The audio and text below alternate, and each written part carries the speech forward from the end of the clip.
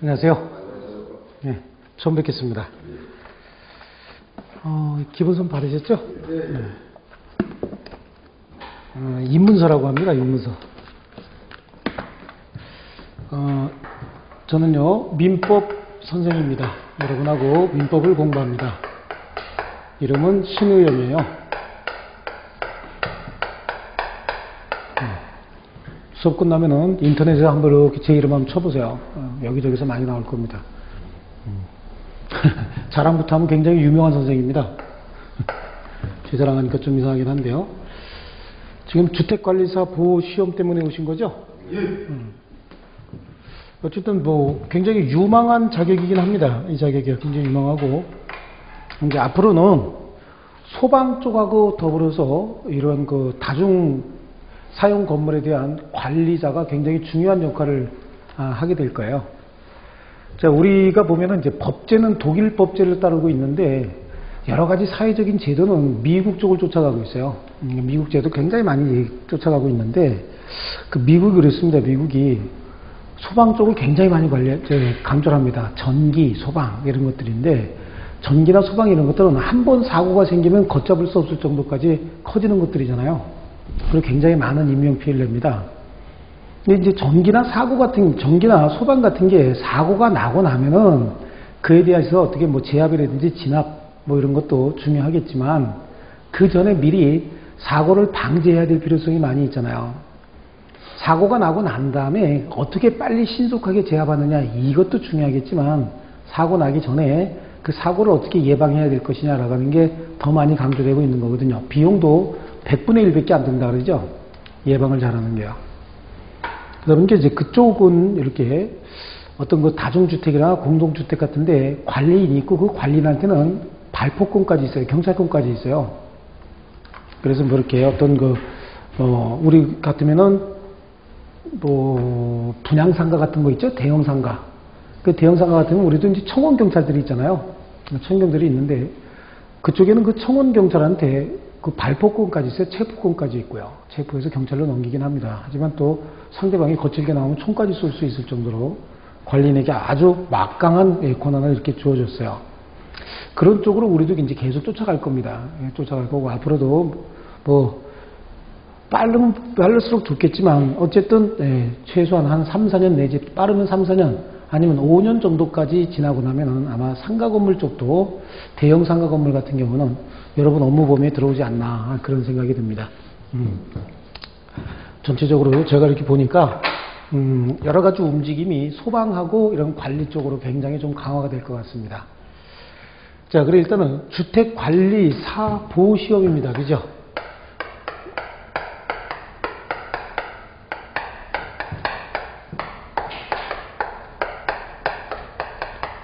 어떤 분은 경력이 있으면 시험 합격하자마자 주택관리사가 되는 거고, 경력이 없는 분은 주택관리사 보호가 됐다가 소장으로 취업을 하셔서 3년 이상 경력이 있으시면 주택관리사가 되는 거예요. 하는 일은 똑같은데 담당 업무 범위가 주택관리사와 주택관리사 보는 달라요. 주택관리사 같은 경우는 세대수에 제한이 없어요. 그래서 공동주택 관리하는데 몇 세대가 됐든 관리할 수 있습니다. 주택관리사 보는 500세대 미만이죠. 499세대까지 관리할 수 있습니다. 근데 이제 우리 그 한국도 한 10년 전서부터는 대형 아파트 단지도 많이 있지만 중소형 단지들을 굉장히 많이 지었어요. 재건축이 활성화되다 보니까 90년도 중반 이후부터는 중소형 단지가 굉장히 많아요. 그래서 적게는 200세대 정도에서 많게는 600세대 정도로 지은 아파트 단지들이 굉장히 많습니다. 그러다 보니까 주택관리사 포도 갈 자리가 굉장히 많아요. 이제는요. 오히려 뭐 큰 세대보다는 주택관리사들도 작은 세대 가려고 하는 경우가 굉장히 많습니다. 그래서 기준은 500세대를 기준으로 해서 500세대 미만의 경우에는 주택관리사가 됐든 보호가 됐든 갈 수 있지만, 500세대 이상의 경우에는 주택관리사만이 간다라고 하는 거예요. 나머지 업무는 똑같습니다. 취업할 수 있는 그 단지의 범위가 다를 뿐입니다. 나머지는 주택관리사나 그 보호나 똑같아요. 일단은 주택관리사 또는 주택관리사 보호가 되기 위해서는 시험에 합격해야 됩니다. 국가 자격 시험입니다. 전문 자격 시험이다 이렇게 얘기를 합니다. 그래서 국가에서 치르는 국가 전문 자격 시험을 합격을 해야 되는데 그 시험은 1차 시험과 2차 시험으로 나눠져 있어요. 그래서 1차 그리고 2차 이렇게 나눠져 있는데 모든 국가 시험이 그렇습니다. 어느 정도 전문성을 갖춘 이런 국가 시험은 1차, 2차 이렇게 나눠져 있고 동시에 보는 경우도 있고 또는 1차를 합격한 사람만 2차에 응시하게 하는 경우도 있습니다. 우리 시험도 동시에 보다가 한 3, 4년쯤 전부터는 1차 시험에 합격한 사람들만 2차 시험을 응시하도록 이렇게 제도적으로 바뀌었습니다. 1차 시험은 주택을 관리하기 위해서 기본적인 소양, 이 정도는 알아야 된다라고는 기본적인 소양을 묻는 과목들로 구성이 되어 있어요. 그러니까 주택을 관리한다는 얘기는 남의 재산을 관리한다 그런 얘기잖아요. 남의 재산을 관리하다 보니까 개인 간의 거래 관계에서 발생할 수 있는 여러 가지 법적인 문제들 이거 알아야 되거든요. 그러다 보니까 1차 과목에는 민법이 들어가 있습니다. 또 이거 관리하기 위해서는 돈이 들어가죠. 관리라고 하는 게 다 돈이거든요. 그러니까 돈을 관리하기 위해서 회계 원리가 시험 범위에 또 들어가 있어요. 회계 원리라고 하더라도 최근에는 회계학 정도 수준까지도 시험에 나오는 경우가 있습니다. 회계 원리라고 하더라도 이 정도까지 범위를 확대할 필요가 있는 거고요. 그 다음에 관리한다라고 하면 돈만 가지고 관리하는 것이 아니라 지나가다 보면 저 물건이 곧 불이 나게 생겼네. 아니면 저 물건이 지금 전기사고가 나게 생겼네 라고 하는 정도는 알아야 되겠죠. 그러니까 기술적인 부분도 좀 알아야 된다고요. 그래서 이 업무를 하기 위해서 기본적인 소양으로 필요한 게 공동주택에 시설이 어떤 것들이 있느냐라고 하는 정도는 알아야 되거든요. 그래서 시설 개론 정도. 얼른 들어오세요. 책 있어요? 네, 밑에서 하나 가지고 오세요. 예. 자, 그래서요. 그렇게 세 가지 정도가 그 1차 시험 과목에 포함이 됩니다. 자, 다 나름대로 이유가 있는 거죠. 1차 시험에 들어가 있는 이유가 있어요. 모든 국가 시험이 다 그렇습니다. 해당 업무를 수행하는데 기초적으로 꼭 필요한 소양이 1차 시험에 들어가고 그럼 2차 시험은요. 이 업무를 수행하는데 전문적인 어떤 교양을 묻는 문제들이 여기에 들어가는 거야. 그러다 보니까 공동주택 관리와 관련된 관계 법규가 들어가 있어요. 공동주택 관리 관계 법규. 관리와 관련된 여러 가지 관계 법규들입니다. 여기는 굉장히 많은 한 10몇 개 정도 되는 법이 있어요. 그래서 여기 기본적으로 주택법, 건축법, 주택을 알아야 되겠죠. 건축물도 또 알아야 될 거 아니냐고요. 그 다음에 집합건물법, 그래요. 집합건물 여러 가지가 있습니다. 뭐 주택건설 기준 등에 관한 규정, 그래서 굉장히 많고요. 또 공동주택의 관리에 필요한 실무들, 그래서 관리 실무, 그래. 이 관리 실무에는 이것들이 다 들어가 있다고 보시면 돼요. 조금씩 이렇게 쓱 들어가 있는 이런 과목들로 구성되어 있습니다. 어쨌든 1차 시험을 합격해야만, 이걸 패스를 해야만 2차 시험을 볼 수 있는 겁니다. 아시겠죠? 그 중에서 제1과목이 뭐예요? 민법입니다. 1번부터 40번, 41번부터 80번, 81번부터 120번, 그렇습니다. 자, 민법하고 회계원리가 접근하기가 좀 어렵습니다. 처음에.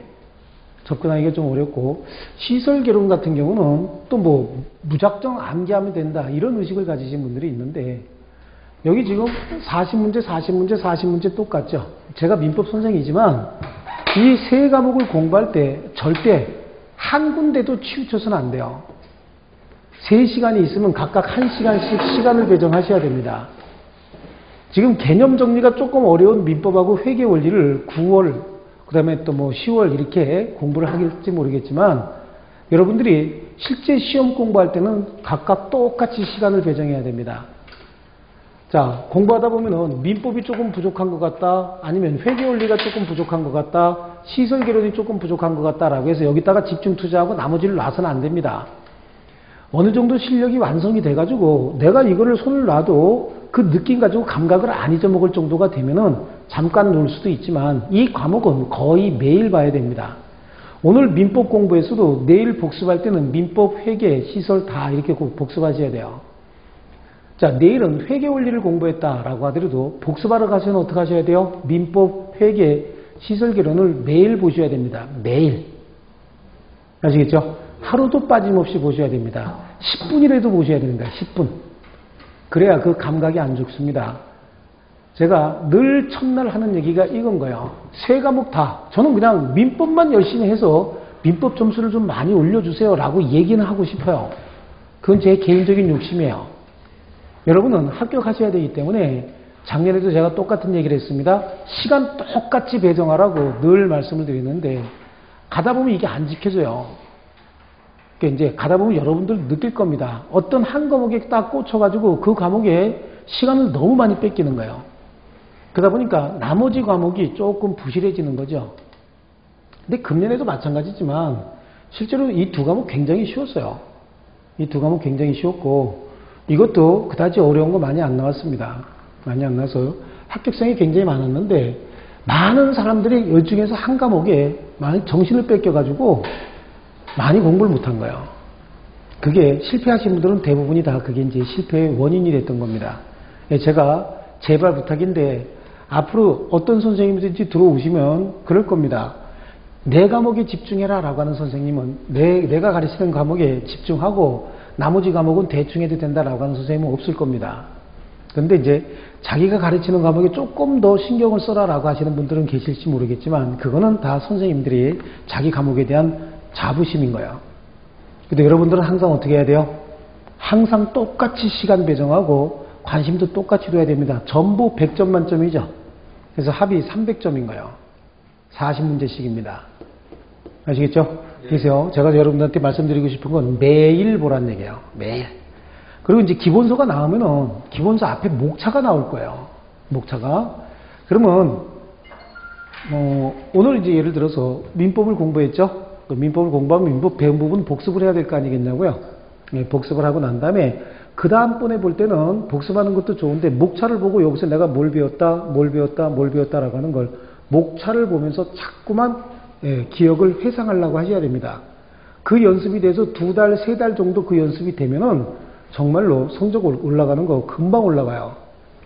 특별히 그래요. 이 민법은 성적이 계단식으로 상승합니다. 계단식으로 이렇게 상승하는데 처음부터 이렇게 바닥으로 있다가 이 한 계단을 얼마나 빨리 뛰어오르냐 이게 지금 관건인 거예요.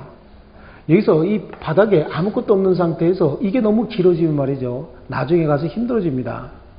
제가 시키는 대로 해야 됩니다. 이렇게 해서 한 계단 올라가고 이 구간을 최대한 짧게 만들면 좋겠죠. 그래야 좀 안심이 되고 공부를 좀 넉넉하게 할 수 있는 겁니다. 이거 자체가 너무 길어져 갖고 4계단 정도 뛰어야 되는데 3계단밖에 못 뛰고 간다 그러면 시험 보러 가는 날까지 불안한 거예요. 네, 그러니까 처음부터 오시긴 굉장히 잘했습니다. 이 입문서 가지고 여러분 나중에 복습할 때도 이 입문서 가지고 개념 잡으면서 이렇게 복습하는 거 괜찮습니다. 두껍잖아요. 기본서는 굉장히 두껍습니다. 700~800페이지 정도 이렇게 되는 기본서가 나올 거예요. 근데 여기 입문서는 해봐야 100페이지도 안 되죠. 민법 하나만 가지고도 100페이지가 채 안 됩니다. 하지만 여러분 시험에 필요한 내용은 여기 다 들어가 있어요. 기본서는 여기에다가 살을 좀 붙인 겁니다. 이해하기 쉽게 여러 가지 사례도 들어가고 판례도 들어가는데 기본적이고 핵심적인 내용들은 여기다 들어가 있어요. 자, 그러니까 먼저 시간을 골고루 배정해야 된다라고 하는 거 하고요. 매일 보셔야 됩니다. 매일. 이 수업이 들었든 안 들었든 매일 10분이라도 보셔야 됩니다.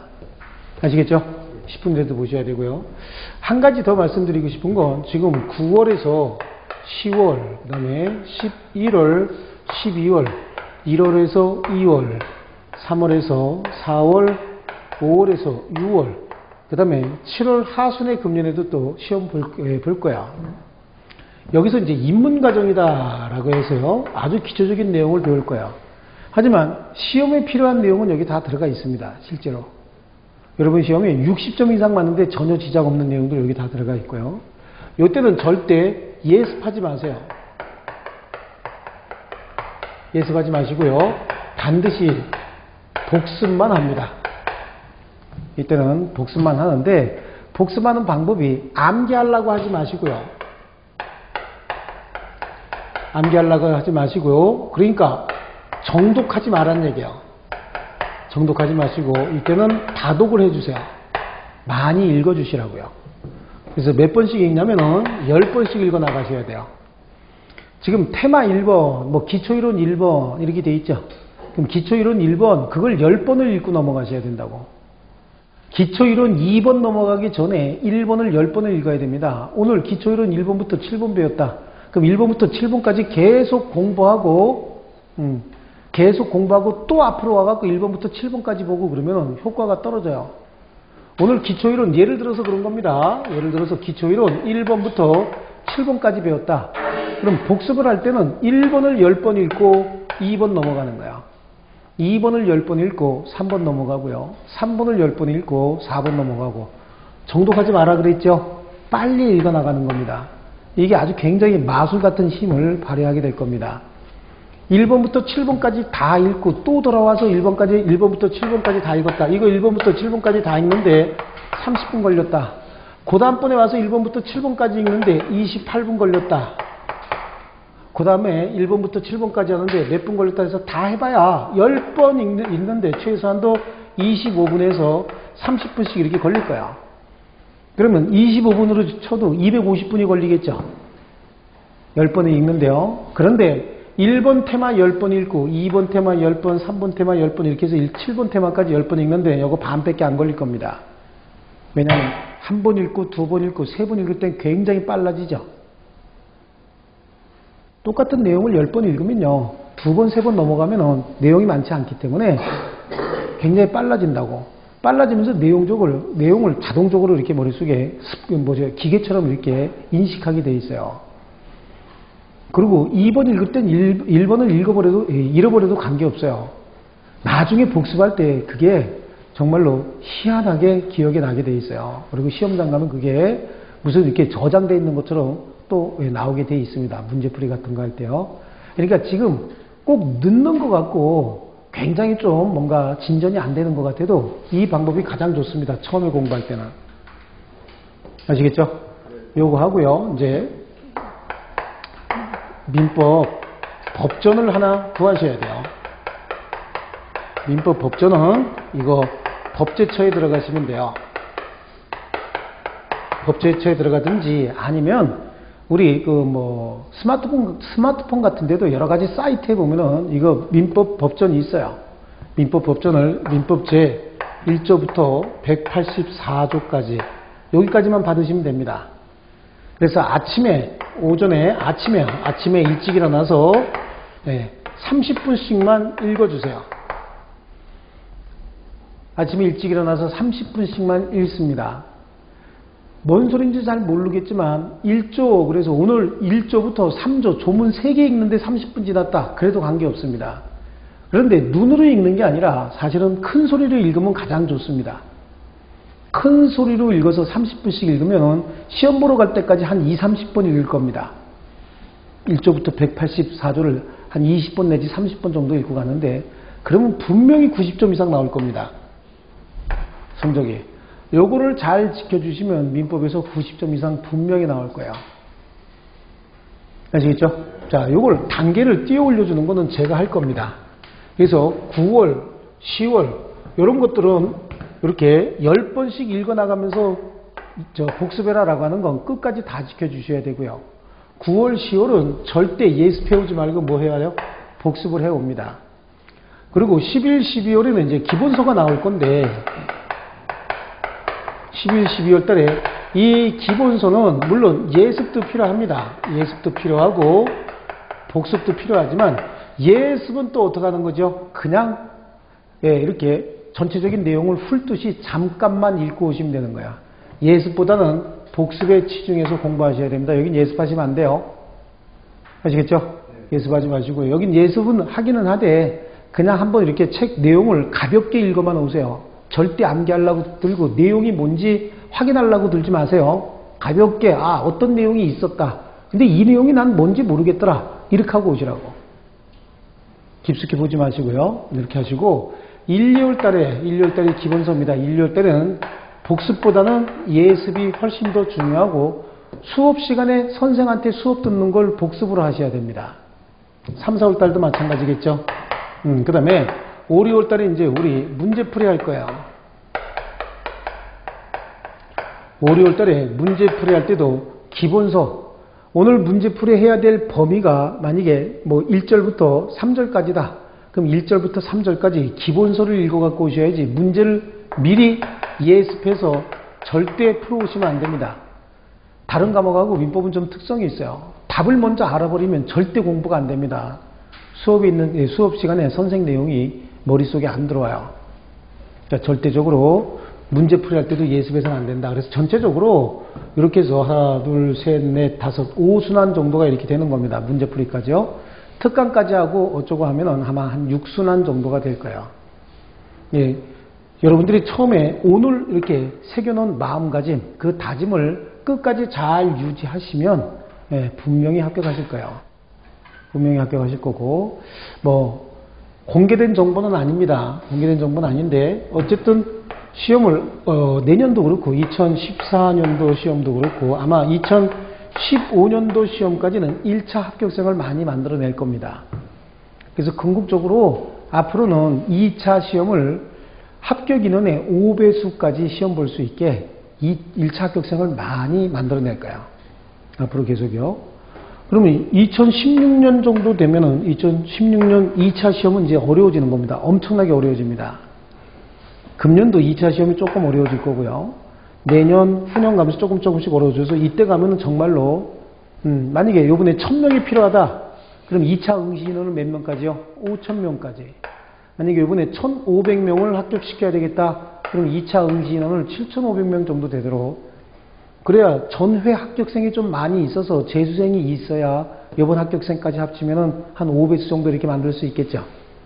그렇습니다. 그래서 아마 내년도 그렇고 후년까지는 좀 많이 1차에 합격생을 많이 낼 겁니다. 그래서 재수생을 많이 만들어낼 거예요. 아시겠죠? 네, 그러니까 기회가 좋죠. 기회가 좋습니다.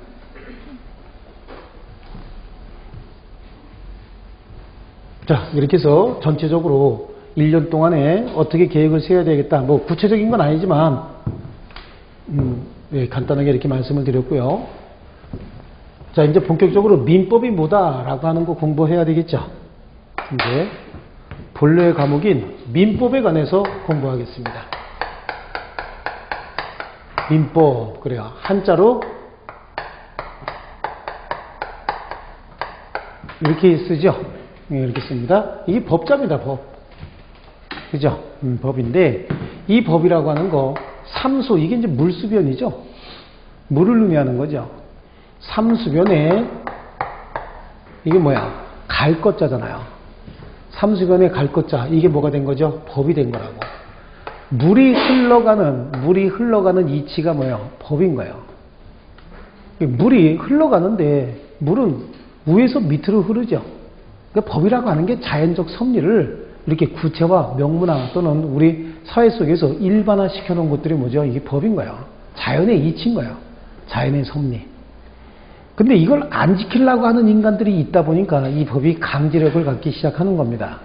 그래요. 이 법은 로마 시대 이후부터 공법과 사법으로 나누어집니다. 그래서 공법 이렇게, 사법 이렇게 나누어지는 거예요. 공법과 사법 이렇게 나눠지는데 법학을 전공하신 분들은 좀 이렇게 대화해 보시면 주변에 혹시 법대 나오신 분들이 있으면 이게 대화해 보시면 굉장히 답답해요. 법대 나온 사람들이요. 근데 법대 나온 사람들은 또 자기네들끼리 얘기하면 정말로 소통이 잘 돼요. 근데 법대 나온 사람들이 또 일반인들하고 얘기하면 완전히 이 사람들 질서도 잘 안 지키고 자기 마음대로인 것처럼 또 느껴져요. 근데 상대방은 또 법대 나온 사람들 보면 고지식하고 굉장히 답답하게 느껴집니다. 그런 게 있어요. 왜냐하면 이게 기본적인 질서에 맞느냐 안 맞느냐라고 하는 걸 법대 나온 사람들은 먼저 이렇게 따지게 돼 있어요. 하여튼 이 법이라고 하는 게 좀 골치 아픈 거고 앞으로 법의 개념을 많이 이제 정립을 하셔야 되는데 공법은 어떤 법이고 사법은 어떤 법이냐라고 하는데 공법은 기본적으로 국가가 국민을 규제하겠다라고 하는 규제법인 거예요. 국가가 국민을 규제한답니다. 국민이 더 상위 개념이에요? 국가가 더 상위 개념이에요? 국가보다는 국민이 더 상위 개념이죠. 그죠? 대한민국은 민주공화국이죠. 국민이 뭐가 되는 주인이 되는 공화국이다. 뭐 이렇게 얘기하잖아요. 어느 나라나 헌법에 다 그렇게 돼 있어요. 그래서 모든 권력은 국민으로부터 나온다. 이렇게 다 선언하고 있는 거거든요. 국민이 국가보다는 훨씬 더 상위 개념인데, 그럼 아래 것들이, 말을 좀 심하게 하면 아래 것들이 윗분들을 어떻게 하겠다는 얘기죠? 규제하겠다. 그런데 사회적인 섭리가 밑에 것들이 윗분을 규제할 수 있어요? 없어요? 원칙적으로. 이게 안 되는 거죠. 이게 사회적인 섭리인 거예요. 힘이 여기 훨씬 더 셉니다. 그렇다고 한다면 규제하려면 어떤 명분이 있고 규제할 수 있는 법적인 근거가 있어야 되는 거예요. 그런 법을 뭐라 그래요? 공법이다. 그럼 아래 것들이 윗분을 규제하는데 규제하는 어떤 명분이 뭐냐라고 하는 거야. 전체적인 질서를 유지하기 위해서. 목적이 뭐예요? 전체적인 질서. 많은 사람이 평안하게 생활하기 위한 질서를 유지하기 위해서 규제하겠다라고 하는 겁니다. 그럼 어떤 질서를 어떻게 유지할 것이냐라고 하는 거야. 그래서 반드시 뭐가 법 규정이 있어야 됩니다. 법 규정이 있을 때만 어떻게 해요? 규제할 수 있는 겁니다. 그래서 공법 관계에서 가장 중요한 게 법 규정인 거예요. 그래서 여러분 이제 2차 시험에서 공부해야 되는, 또는 시설개론 같은 데서, 회계원리 같은 데서 이렇게 공부해야 되는, 거기에 보시면 정해진 원칙에 맞느냐 안 맞느냐 이걸 굉장히 많이 따져요. 정해진 법에 맞느냐 안 맞느냐 이걸 따지는 겁니다. 왜요? 질서를 유지하기 위한 겁니다. 기본적으로요. 그래서 법 규정이 가장 중요하다 그래요. 공법 관계에서 가장 중요한 게 이 법 규정인데요. 그럼 사법은 그래요. 사법은 개인과 개인, 그래, 개인을 사인이라고 얘기합니다. 사인과 사인의 거래 관계에 적용하기 위한 법이 사법인 거예요. 여기서 사인과 사인, 그러면 같은 사람 같이 보이니까 이 사람을 갑이라고 부르고, 외국에서는 이걸 A라고 부르고 이걸 B라고 불러요. 근데 동양권에서는 이걸 뭐라고 불러요? 갑이라고 부르고 여기를 을이라고 부른다고. 그러니까 지금 요즘 사회에서 떠드는 뭐 갑과 을, 그럴 때 을은 약자고 갑은 강자다, 이런 개념이 왜 생겼는지 모르겠어요. 그건 완전히 틀린 말이에요. 갑과 을을 나누는 이유는 계약의 당사자 사인과 사인인데 두 사람이 같은 사람이 아니다라고 하는 걸 표시하기 위해서 그냥 갑과 을 이렇게 나눠놨을 뿐입니다. 근데 이제 뭐 그렇게들 떠들더라고요. 떠드는데 그거 틀린 얘기죠. 근데 그런 거 보고서 막 화가 나는 거야. 저게 맞는 말이 아닌데 왜 쟤네들 저걸 맞는 말처럼 이렇게 떠들고 주변 사람들을 이렇게 현혹시키나. 그래서 화를 내면은 집에 있는, 우리 집에 계신 분은 뭐라 그래요? 그냥 보면 되지 뭘 지 맘에 안 든다고 성질내고 그러냐고 이렇게 얘기를 하는데, 그게 또 이제 이 법학 공부한 사람들이 그게 아닌데, 아닌 건 분명히 아닌 거거든요. 그러다 보니까 사회 적응성이 좀 떨어지는 거는 있는 것 같아요. 제가 느껴도. 그렇습니다. 그러면 개인과 개인이 거래를 하면 뭘 거래할까요? 도대체. 개인과 개인이 서로 거래를 한답니다. 그럼 뭐를 거래할까요? 뭘 거래할까요? 뭘? 갑과 을이 거래를 하면은 아마 저희들 재산을 거래하겠죠? 그죠? 갑의 재산, 을의 재산을 거래할 겁니다. 시대에 따라서 재산의 개념은 완전히 달라요. 옛날에는 사람도 재산이었었어요. 뭐라고 불렀어요? 서양에서는 노예라고 불렀고 한국에서는 노비라고 불렀죠. 그러니까 노비도 재산의 목록에 포함이 됐습니다. 근데 지금은 사람은 절대적으로 권리의 주체지 권리의 객체가 될 수는 없습니다. 사람은 재산이 아닌 겁니다. 그죠? 그래요. 재산을 거래하는데 갑과 을이 자기의 재산을 거래합니다. 그러면 갑이 을하고 재산을 거래할 건지 말 건지, 을도 갑과 재산을 거래할 건지 말 건지, 이거는 누가 결정해야 돼요? 스스로가 자유로운 의사에 따라서 결정하는 거죠. 그렇습니다. 그래서 갑과 을이 자기 재산을 거래할 건지 안 할 건지는 스스로의 자유의사가 필요한 겁니다. 자유의사, 자신의 생각 얘기하는 겁니다. 그래서 사법관계에서는 법률 규정보다는 더 중요한 게 뭐예요? 이건 거야. 자유로운 의사. 그렇습니다. 이쪽에서는 더 중요하게 이렇게 생각을 하는 겁니다. 이때 이 사법의 일반적인 법, 사법관계에서 가장 보편적이고 일반적인 법, 그 법이 무슨 법이냐면 민법인 겁니다. 민법. 사법관계에서 가장 중요하면서 일반적인 법을 민법이다. 자, 앞으로 이제 우리가 가지고 있는 개념을 바꿔야 될 개념이 하나가 생겼어요. 일반의 의미인 거예요. 여러분, 일반이 뭘 의미하죠? 일반. 어떤 분은 일반 다음이 이반 아닙니까? 라고 하는데 그 일반, 이반 할 때 그거 아니죠? 일반이다 라고 하는 의미는 앞으로 모든 법학에서 다 그래요. 모든 관계에 다 적용되는, 모든 관계에 다 필요한 그런 의미를 갖는다. 이렇게 이해하셔야 됩니다. 그러면 일반법이다 라고 하면요. 사법 중에 일반법이다. 그러면 거래관계에 적용될 수 있는, 모든 거래관계에 다 적용될 수 있는 법이다. 이렇게 이해하시는 거고요. 어디에 필요한 일반 요건이다. 그럼 모든 그런 거래관계에 다 필요한 요건이다. 이렇게 얘기를 합니다. 일반 요건, 모든 관계에 다 필요한 요건이다. 아시겠죠? 예. 일반적인 성립 요건이다. 법률행위가 성립하려면 모든 법률행위에 다 필요한 요건이다. 일반적 효력 발생 요건이다. 그럼 모든 법률행위가 효력이 발생하기 위해서는 필요한 요건이다. 그래서 앞으로 일반의 개념이, 우리는 일반, 그럼 좀 흔하고 좀 애들 말로 후진 거 뭐 이런 개념이 있었어요. 일반적이야. 그럼 흔한 거야. 아이, 별로 그다지 가치가 높지 않다라고 하는 개념이 우리 뭐 의식 속에 우리 자신도 모르게 조금 자리 잡고 있는데, 법학에서는 일반, 그럼 굉장히 중요한 개념이에요. 모든 관계에 다 필요한 그런 의미입니다. 사법관계에 다 적용할 수 있는 법을 무슨 법이라 그래요? 민법이다. 이렇게 얘기합니다. 민법은 일단은 일반법이에요. 개인 간의 거래관계에 모두 적용할 수 있는 그런 일반법이다 라고 얘기를 합니다. 자, 그리고 이 민법의 내용이 뭐가 될까라고 하는 거야.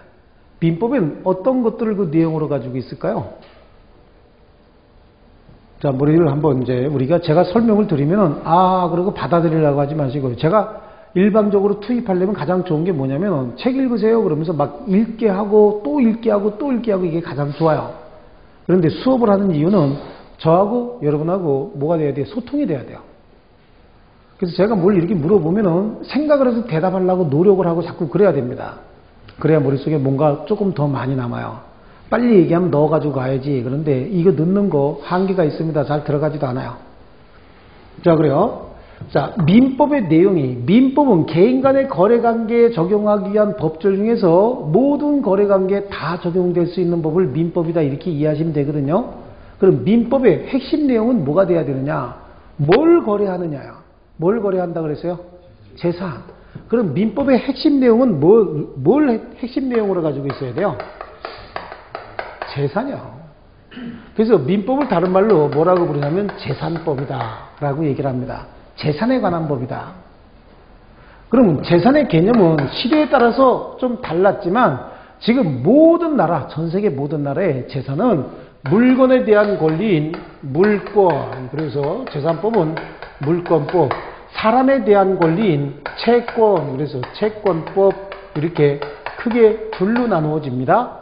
물권이다 라고 하는 거 한자로 한번 써볼게요. 물건에 대해서 행사하는 권리를 정해놓은 법이다. 물권법인 거야. 자, 물건에 대해서 행사할 수 있는 권리를 정했다. 여러분이 가지고 있는, 여러분이 손으로 쥘 수 있는 그것들이 다 뭐죠? 물건이죠. 여러분이 가지고 있는 그 물건은, 자, 이 물건 제 거라고 합니다. 제 거요.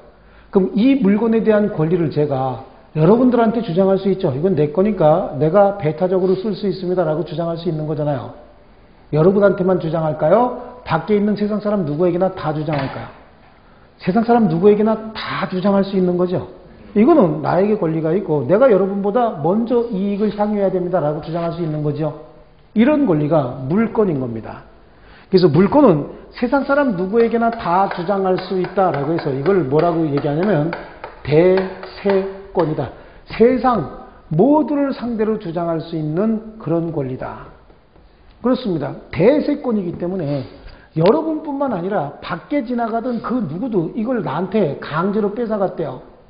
여러분들도 나로부터 강제로 뺏어갔다든지 밖에 있는 사람들이 내 의사에 반해서 지네가 강제로 이렇게 뺏어갔대. 누구라도. 그럼 그게 뭐가 되는 거죠? 위법행위가 되는 겁니다. 그래서 세상 사람 누구나 침해해서는 안 되는 무슨 권이다? 절대권이다. 세상 사람 누구든지 침해하게 되면 이거는 위법행위가 된다. 물권법이고요. 이거는 이제 채권법이다라고 하는 거예요. 채권의 개념은 한자로 이렇게 써요.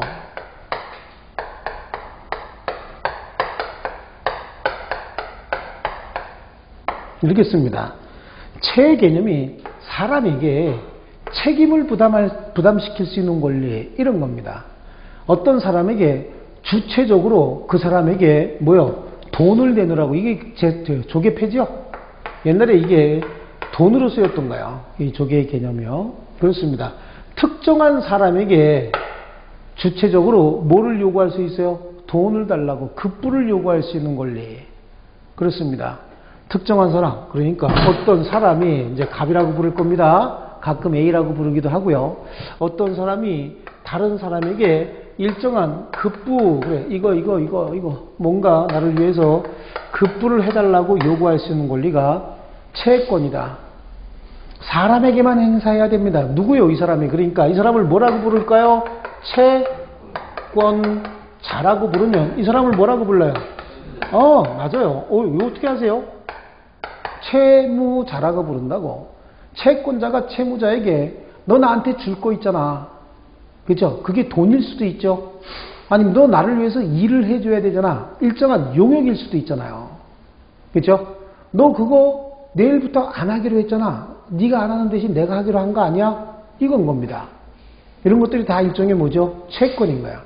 나를 위해서 특별히 뭘 해줘야 된다라고 하면 그걸 뭐라고 부르고? 자기라고 부르고. 너 내일부터 나한테 와갖고 아침에 9시부터 저녁에 7시까지 일해 주기로 했잖아. 어떤 급부해 주기로 했잖아. 내일서부터 한 달 동안 매일 5만 원씩 주기로 했잖아. 그래서 150만 원 다 갚기로 했잖아. 이런 거 요구할 수 있는 거죠. 이게 급부라고 자기라고 얘기하고요. 급부 중에서 또 부자기도 있어요. 너 내일부터 그거 안 하기로 했잖아. 그래서 내가 대신 하기로 했잖아. 너 대신 내가 일하고 그 급부를 받기로 했잖아. 이거 요구하는 거죠. 나하고 약정했으니까 더 이상 그 일 하지 마라. 이걸 뭐라고 불러요? 부자기. 이걸 합쳐서 뭐라고 불러요? 그냥 급부다라고 얘기하는 거야. 채권자가 채무자에게 급부를 요구할 수 있는 권리. 이걸 뭐라 그래요? 채권이다라고 불러요. 그러면 이 급부를 해달라고 갑이 을에게만 청구할 수 있는 것이지 을의 부인이 있답니다. 을의 부인에게 청구할 수 있어요? 없어요? 없습니다. 을의 부모가 있습니다. 부모님이 계시면 부모한테 청구할 수 있을까요? 없죠. 그러면 을과 그 부인 사이에 태어난 자녀가 있답니다. 여기다가 청구할 수 있어요? 없어요? 없습니다. 누구에게만 청구할 수 있는 걸까요? 을에게만. 그런 거죠. 그러다 보니까 채권이라고 하는 건 대세권이 아니네. 그죠? 채무자에게만 행사할 수 있는 무슨 권이죠? 대인권입니다. 그리고 여기 있는 부모라든지 처라든지 자녀가 이행하지 않았다라고 해서 채무불이행이 되는 건 아니죠. 이자가 이행하지 않았을 때만 채무불이행인 거예요.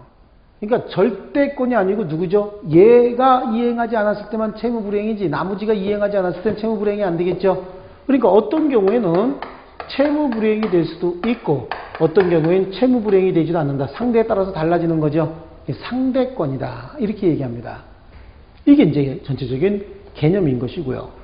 그러면 어떤 사람이 이렇게 재산을 모았대요. 그래서 물건에 대한 권리 또는 뭐 사람에 대한 권리를 모았습니다. 가지고 있다가 돌아가셨네. 그럼 돌아가셨으면 누군가가 이 권리를 승계받아야 되겠죠. 누군가가 승계받아야 된다라고 하는 걸 정해놓지 않았으면 힘센 놈이 막 쫓아와서 난리치고 뺏어가겠죠. 그럼 돈 있는 사람 죽을 때마다 전쟁이 일어날 거라고. 그럴까봐 법에서 질서 유지를 위해서 딱 정해놨어요. 어떻게 정해놨다고요?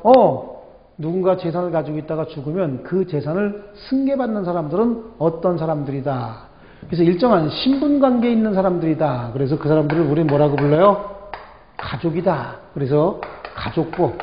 근데 가족법은 원래는 뭐라고 불렀었냐면 신분법이다 라고 얘기를 한 거예요. 그래서 이게 더 많이 쓰입니다. 근데 명칭이 가족법으로 바뀌었어요. 제가 대학에서 처음 공부할 때는 신분법이라고 했습니다. 근데 지금은 공식 명칭이 가족법이고 시험 지문에도 이것도 더 많이 나와요. 훨씬 더 많이 나와요. 그렇습니다. 그럼 가족법엔 어떤 것들이 있을까라고 하는데 어떤 자들이 친족이 되고 친족 아시죠? 그 친족들은 어떤 비율로 상속을 받을 수 있다. 이렇게 상속법 이렇게 정해놓은 겁니다. 이게 민법의 내용인 거예요. 전체적인 내용입니다. 자, 그런데 여기 보니까 물권, 채권, 그래서 권 이렇게 해놨죠. 여기서 얘기하는 이 권은 여기 보니까 뭐 얘기하는 걸까 이게? 권리를 얘기하는 거죠. 그래요. 그럼 물건에 대한 권리는 언제 어떻게 왜 발생하고 언제 어떻게 뭐 때문에 소멸하고 소멸하게 되면 어떤 효과가 발생한다. 여기도 이 권리 채권은 언제 어떻게 왜 발생하고 무엇 때문에 소멸한다라고 하는 걸 여기에 다 설명해 줘야 될 거 아니에요. 여기도 설명하고 여기도 설명하고 그러면 너무 복잡하고 법전에 양이 너무 많아지죠. 그러니까 여기 공통적으로 들어가는 걸 싹 뽑아서 한 군데 정해놨습니다. 그 정해놓은 걸 뭐라 그래요? 총칙이다 라고 얘기하는 거야. 총칙. 민법에 관한 총칙이죠. 그럼 총칙은 핵심 내용이 결국은 뭐가 돼야 되는 거죠? 총칙은 핵심 내용이 권리가 되는 거야. 그래서 총칙은 사실은 권리에 관한 내용입니다. 전부 권리인 거야. 그죠? 그런데 총칙 그래 놓고 권리에 관해서만 쭉 나열해 놓으니까 조금 이상한 거죠. 그러다 보니까 우리 민법 전체적으로 흐르는 기본 정신, 기본 취지 이거를 통칙이라 그래 갖고 여기다가 하나 더 넣는 거예요. 통칙은 재밌어요. 민법 제1조와 민법 제2조가 통칙인 거예요. 총칙은 뭐에 관한 법이죠? 권리에 관한 법입니다. 그래서 총칙의 구성은 권리에 관한 것을 그 모든 내용은 다 권리에 관한 거예요. 민법 총칙은요. 그래서 권리가 뭐다? 권리의 주체. 권리자가 될 수 있는 자는 어떤 자들이냐? 권리의 주체. 그 다음에 권리의 객체. 권리는 어디다 행사한다? 물권의 객체는 물건입니다. 물건에 대해서 행사하는 권리라 그랬죠. 채권의 객체는 상대방의 뭐고요? 급부고요. 그래서 권리의 객체. 그리고 그러한 권리는 언제 발생, 변경, 소멸한다. 이걸 권리의 변동이다. 이렇게 얘기를 하는 거예요. 이때 권리 변동의 원인은 법률행위는 앞으로 우리가 계속해서 공부할 거고 법률행위라고 하는 얘기가 계속 나올 거거든요. 법률행위는 개념이 정리될 때까지 뭐요? 거래 아니면 뭐야? 계약. 거래 아니면 계약으로 이해하시면 됩니다. 법률행위 정확하게 시험 보러 갈 때도 거래 내지는 계약이다 이렇게 이해하시면 돼요.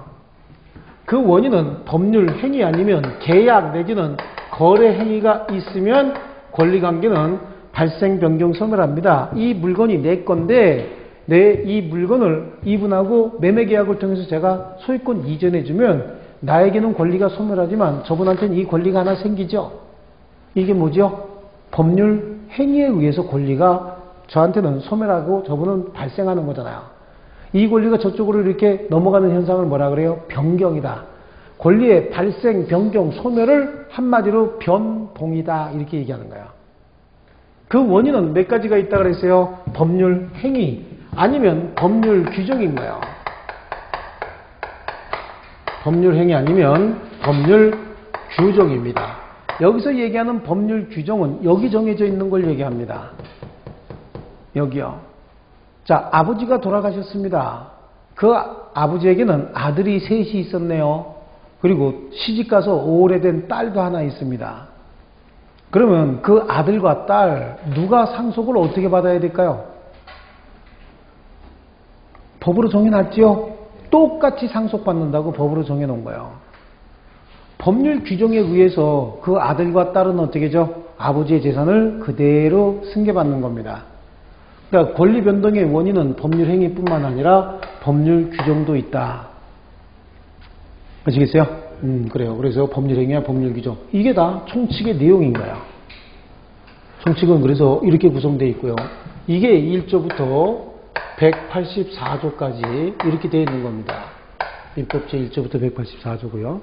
우리 시험에 여기서 80%가 출제가 됩니다. 그러니까 40문제 중에서 48, 32죠. 32문항이 여기서 출제가 되는 거야. 그 다음에 물권법에서 10%, 채권법에서 10% 이렇게 출제가 됩니다. 그러니까 여기서 4문항이 출제가 되고요. 여기서도 4문항이 이렇게 출제가 되는데 여기 지금 32문항, 4문항 그런데 물권과 채권은 법조문이 약 한 570여 개 정도 됩니다.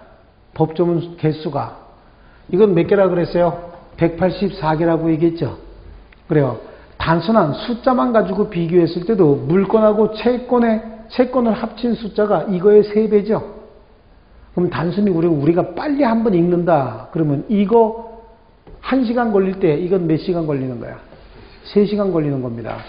근데 출제 비율은 게임이 안 되죠. 그죠? 그래서 여러분들도 앞으로 공부할 때 총칙 위주로 공부하셔야 돼요. 그래서 제가 법조문 뭐라고 얘기했어요? 1조부터 184조 법조문을 구해서 아침마다 큰 소리로 읽으라고 말씀드렸죠. 이 부분을 집중적으로 읽으셔야 되는 거예요. 그리고 이 부분은 선생님들도 그다지 중요시하지 않습니다. 나중에 한꺼번에 정리해서 한두 번 정도 이렇게 해드리긴 해드리는데 사실은 여기에 집중하셔야 돼요. 그런데 나중에 시험 보고 나서 항상 이런 얘기 합니다. 물권하고 채권 때문에 떨어졌다고. 이거 다 맞으면 몇 개 맞아요? 이거 다 틀리고 이거 다 맞으면요. 8개야. 이거 다 맞고 이거 다 틀리면요. 32개 맞습니다. 말도 아니고 막걸리도 아니죠. 이게 부족하니까 떨어지지 이거 부족해서 떨어지는 일은 절대 없어요. 아시겠죠? 그렇습니다. 그래서 여기 위주로 이렇게 공부하시면 되는 거야. 그래서 전체적으로 민법의 구성을 한번 봤습니다. 그래서 거기 우리 1페이지에 보니까 참 이상한 그림 그려져 있죠. 공법, 사법 이렇게 나눠요. 사법에 국민과 국민이 거래하는데 적용하기 위한 법이다. 그죠? 공법은요, 이렇게 묶어놓은 거 보세요. 국가가 국민을 규제하기 위한 규제법이다. 그래서 묶여진 표의, 보따리의 모양이 다르죠? 줄의 모양이 달라요. 그리고 사법은 국민과 국민이 자유로운 의사에 의해서 거래관계에 적용하기 위한 법이다. 그 민법은 그 사법 중에 일반법이 민법이죠. 그래서 총치, 재산법, 신분법 이렇게 나눠져 있다. 아시겠어요? 이거는 우리 시험범위에 들어가지 않습니다. 이 시험범위에 들어가지 않는데 이게 시험에는 등장해요. 이 등장하는데 그럼 정답일까요? 아닐까요? 이거는 답으로 들어가지 않는다. 이번에도 제가 1년 내내 공부하면서 그랬어요.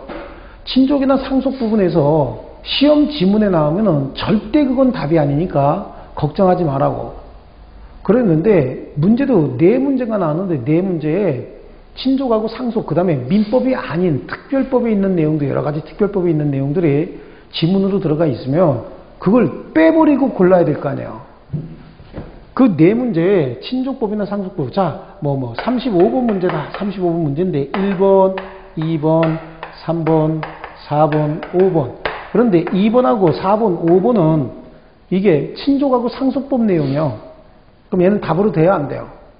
이건 답으로 안 들어간다 그랬죠? 과감하게 빼버려야 된다고. 그런데 이거는 또 민법이 아니고 다른 법에 있는 내용이 여기 들어가 있어요. 그럼 이건 답이 아니에요. 같은 민법 중에서도 친족 상속은 답이 아니라 그랬죠. 그럼 이것도 빼버려야 되잖아. 근데 답이 뭔지는 모르겠어. 그럼 뭘 찍어야 돼 도대체? 이 중에서 찍어야 되겠어? 이거 찍어야 되겠어요? 1번 찍어야 되죠. 이렇게 해서 맞힐 수 있는 문제가 4개나 있었어요. 4개나 있었는데 시험장 가니까 그 말이 하나도 기억이 안 나고 안 배웠다. 이거만 나왔. 기억이 나야 되는 거야. 안 배웠다만. 안 배웠으면 뭐야? 그쵸, 답이 아닌 거예요. 안 배웠으면. 시험에 필요한 건 다 가르쳐 줬어요. 그런데 안 배웠다는 얘기는 우리 시험법이 밖에 있는 내용이 들어가 있다 그런 얘기죠. 그럼 당황할 게 아니라 시험법이 안에 있는 걸 답으로 찍어야 되는데 시험법이 밖에 있는 거 이거 모른다고 끙 그러다가 5개 중에 하나 이렇게 하고 하나 찍었는데 틀릴 수밖에 없죠. 여러분 시험 삼아서 40문제 여러분이 느낌 가지고 한번 찍어보세요. 40문제 찍으면 정확히 22.5 아니면 25점 나와요. 5개 중에서 40문제 찍으면 100점 중에서 몇 점 나와요? 22.5 아니면 20점 나와요. 그 왜 그래? 확률이 참 높죠? 20%만 나와야 되는데. 그죠? 네, 그렇게 나온다고. 그런데 20개 중에 찍으면 그러면요. 40개 중에서 찍으면 몇 점 나와? 22.5 내지 25점 정도 나와요. 20개 중에서 찍으면은 11.5 뭐 이렇게 나와야 될 거 아니야. 근데 이게 안 나와. 20개 중에 찍으면 또 확률이 떨어져요. 훨씬 떨어져. 그래서 여기는 7.5 정도 나와요. 그러면 10개 중에 찍으면 그래요. 10개 중에 찍으면 10개 중에서 2개 맞으면 다행이에요. 재수 좋으면 2개고 재수 없으면 하나 맞아요. 이게 확률이 그만큼씩 떨어진다고. 그러니까 40개를 다 모르고 찍으면 이렇게 나오지만 20개 알고 20개 몰랐다. 그럼 어떻게 나와요? 이 정도 나오는 거예요. 다행이죠. 20개 알면 어떻게 되는데 50점이잖아요. 20개 몰라서 찍었는데 7.5 나오죠. 그럼 57.5잖아요. 그럼 60점에 다가가는 거죠. 그죠? 그래요. 그런 정도만 돼도 충분한 거야. 그런데 이 원리에 따라서 찍으면 어떻게 되죠? 2배는 나와버려요. 이 원리에 따라서 이거는 민법이 아니야. 요거는 민법이 아니고 요거는 우리 시험 범위가 아닌 거야. 싹싹 빼면서 이렇게 찍으면요. 확률이 훨씬 더 올라갑니다. 아시겠죠? 그렇습니다. 그러니까 이런 부분이 시험에 출제된다라고 해서 고민할 거 있어요? 없어요? 없습니다. 절대적으로 고민할 거 없어요. 확 제껴버리면 되는 거예요. 아시겠죠? 전체적으로 내용을 봤고요. 그래서 우리 민법은 사법입니다. 사법인데 일반 사법이다. 그래서 뭐 실체적 의미의 민법, 형식적, 실질적 의미의 민법 이거는 지금 안 보셔도 될 거예요. 그러니까 민법은 뭐다? 일반 사법이다. 사법 중에 뭐다? 일반 사법이다 라고 하는 거예요. 그 2번에 있는 내용 보시고요. 넘겨보시면 민법 총칙의 구성 그렇습니다. 민법 총칙 제일 먼저 통칙 이렇게 나와 있죠. 통칙이 민법 제1조와 2조 이거 얘기하는 거예요. 1조와 2조고요. 그 밑에 보니까 권리와 의무의 주체, 권리의 뭐죠? 주체죠. 2번. 네. 권리의 주체. 그 중에서 권리의 주체 먼저 뭐가 나오지? 인이 나오고, 그죠? 인, 그래. 인 중에서 자연인, 2장의 인 중에서 2장이 그 앞에 자연자가 들어가야 돼요. 자연인. 근데 거기 그냥 한자는 자연인 이렇게 돼 있는데, 그죠? 2장 자연인입니다. 그리고 3장은 뭐가 되는 거죠? 권리 주체가 법인이 되는 거야. 여기는 뭐가 되고 자연인이 되고 법인이 되고 자연인은 우리 같은 사람을 자연인이라고 얘기하고요. 법인은 법에 의해서 사람처럼 취급되는 집단들 있죠. 법인체, 회사들. 그건 법인인 거야. 그건 법으로 사람처럼 인격을 부여했을 뿐입니다. 사람처럼 취급하고 있다라고 하는 거예요. 법인 그래요. 자, 그 다음에 권리와 의무의 객체 그래요. 권리와 의무의 객체. 물건의 객체인 뭐에 대해서만 공부하면 되는 거죠? 물건에 대해서만 공부하면 되는 거고요. 그 다음에 권리의 변동 그렇습니다. 권리의 변동은 뭐가 있다 그래서 법률 행위 아니면 법률 규정이라고 얘기했죠. 그죠? 법률 규정에 의한 권리의 변동은 우리가 여기 소멸시효라고 나중에 이제 배울 거예요. 소멸시효라고 이렇게 배우는 거고 민법 총칙이 이렇게 구성이 되어 있다는 겁니다.